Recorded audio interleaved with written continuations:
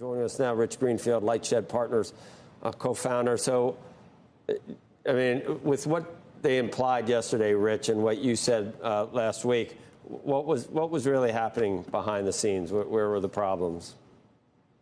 Look, I think this was never an easy transaction. It was easy for National Amusements and the Redstone family. They were going to get paid a lot of money.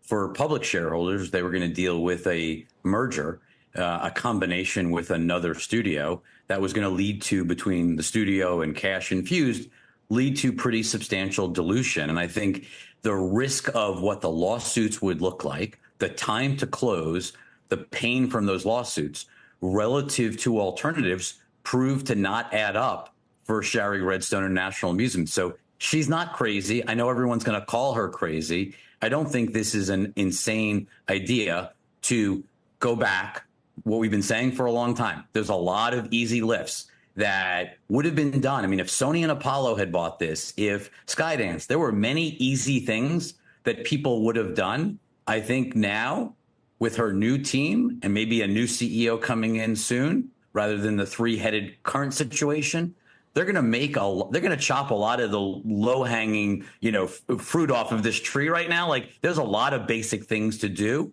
And then, Joe, you tell me, who's going to be president in 6 months? Meaning which deals can get done. Exactly. The regulatory environment in a year could be different. And you think, you're not saying it's easy. I don't know what I do with any media company right now, but a lot of the bad news is already there. And so you do some of the easy lifts that you said, try to enhance shareholder value a little, revisit M&A in a year when you might have better regulatory environment. I thought that was a loaded question. You've seen some of our conversations about the election. There's times when I want to just hide behind CNBC and business news. I really do. There's times where I just don't have it in me. I don't care about your political views. I care about. Well, don't even bring I understand. It up. Well, you're going to open up a can of worms. I just meant the types of deals that are possible. Right. There'll be plenty more deal possibilities. And look, on top of that, but look, when you think about where they are right now, the ability to, Paramount Plus is not working. If you simply said, who wants to license our content or work with us, you'll get, your parent company, NBC Universal, would love to enhance Peacock. David Zaslav, who's been on here, he would love to enhance Max. The Amazon team would love to expand the Prime Video. There are so many choices. Once you decide that Paramount Plus is not your future and you're not going to compete with Netflix, it opens up a whole array of strategic possibilities. It's going to substantially enhance the earnings and balance sheet of Paramount.